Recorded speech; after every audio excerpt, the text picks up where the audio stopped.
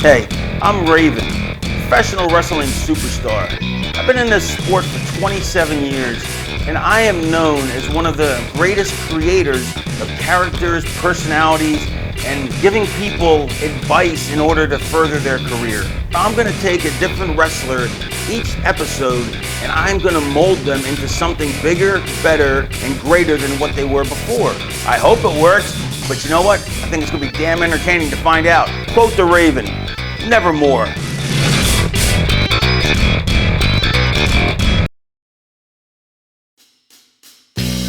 My name is Raven, professional wrestling superstar, and we're here at St. Joseph's, Rectory, St. Joseph's School, St. Joseph's Aspirin for Children, I don't know. And here at Raven's Wrestler Rescue, we take individuals who may have perceived that the characters they're portraying are money makers, and perhaps maybe they're not quite so. And tonight, the people I've actually chosen a tag team instead of an individual. They have been going by La Cosa Nostra. They are Spanish, not Italian, and they proclaim to be part of the Illuminati, and I don't think they're very illuminated whatsoever. In fact, I think they're more clueless. But they have potential. They just need to be redirected. They need to be pointed in a direction completely away from what they've been doing. And I think, meeting them personally, I think they should be something of a humorous act. Because let's face it, nobody's gonna buy these two guys in the mob. Unless, they're a victim of a mob hit, maybe. Hello, my name is Valerio Lamorte. I've been wrestling for a year and 3 months, and I've been currently doing the Italian gimmick, La Cosa Nostra, under the ring name Val di Lamorte. Hello, my name is Nick Rodriguez. I've been wrestling for a year and 2 months, and I've been currently being his tag partner, La Cosa Nostra, as the name Antonio Nixon. In high school, I wrestled amateur, so I feel my strengths are like technical based. I'm good with that, stuff like that, chain wrestling, that kind of stuff. What about you?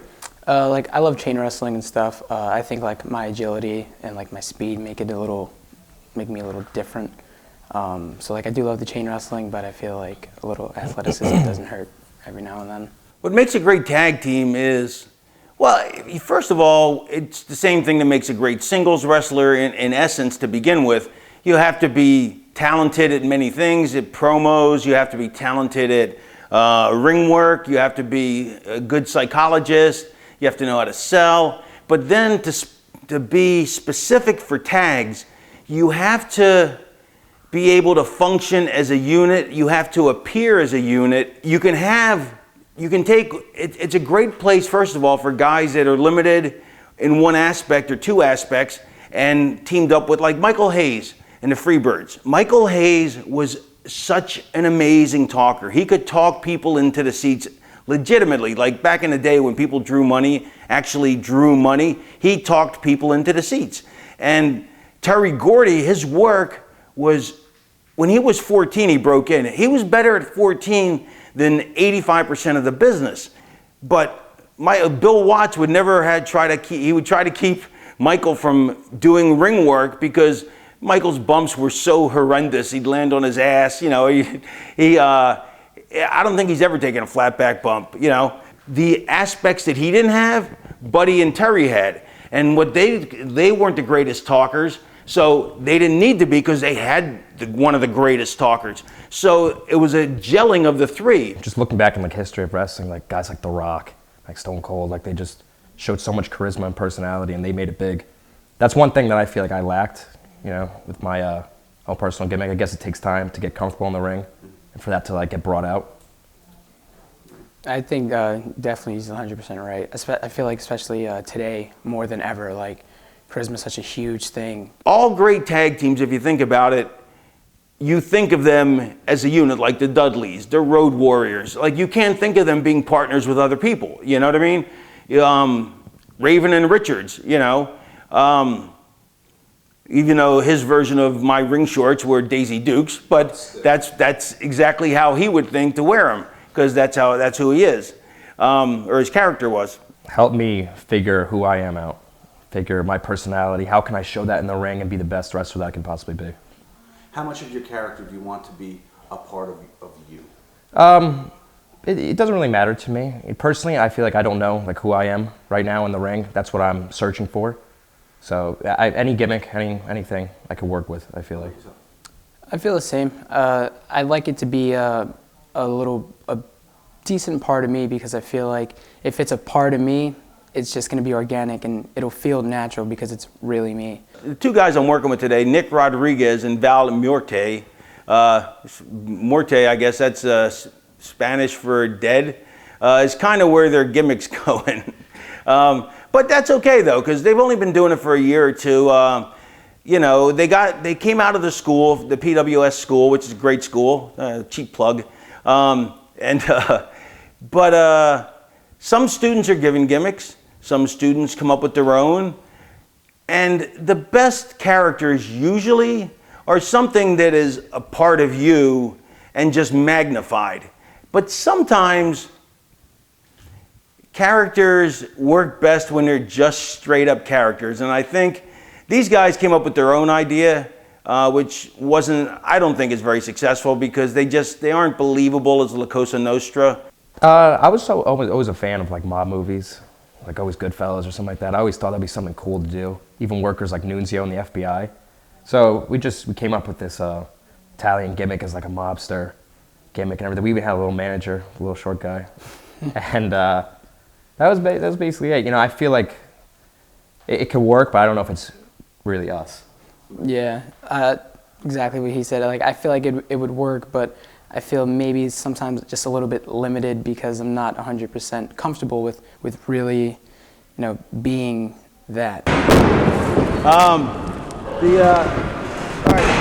So I don't know if you heard. I'm going to try and take your characters and redefine them and make them.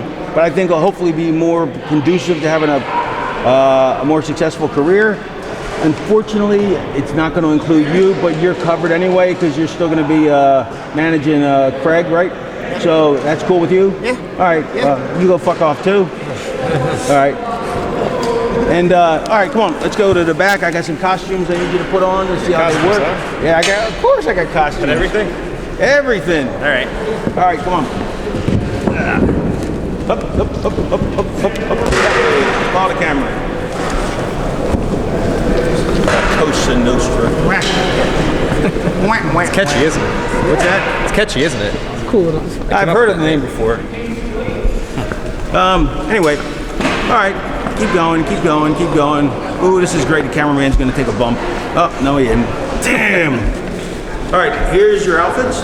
I want you to not be upset or surprised, because I think when we hear the whole thing, well, I think you're gonna like it. So, Freak me out. No, I mean, not. well, Scare me a little bit. that's all right. You'll still stay the mouthpiece of the team, so don't worry about it. Damn right. You'll be number one, he'll be number two. But not That's that. asking for. Yeah, well, that's all you need. All right, now there's enough small talk. Let's see, there's a section, changing room section over there behind the wall. I will see you guys in a few minutes. Just put these on? Put them on. You'll love them. You'll love them. Trust me. I trust you. Trust me. I trust you. Should they trust you? No. He's a great guy. I met him a couple shows backstage and everything, and I just find that he's so insightful and helpful with everybody. And he never big leagued anybody or anything. Like a lot of guys I feel like come in, kind of like stray away from people, and they don't kind of just mind their own business. But Raven, any gimmick, anything, he always gives advice and always talks to people. It's super, super helpful. Like, whatever question you have, like, he'll answer and then some. Like, it'll never just be like a quick one-shot answer. He'll go into detail and tell you, this is what you're doing good, this is what you cannot do, this is what you should work on. And he's just super, super helpful, really insightful. And like he said, you know, he's always there for everyone. You know, like, if you're on the first match, or if you don't have a match, or if you're in the main event, he's always super helpful. Really?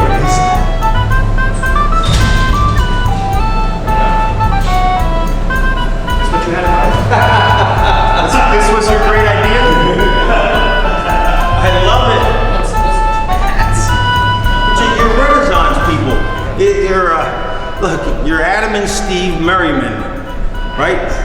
You're sexually ambiguous. We're catching the cultural zeitgeist.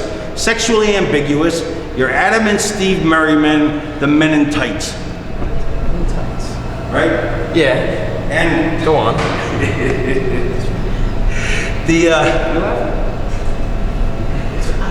You'll have British accents.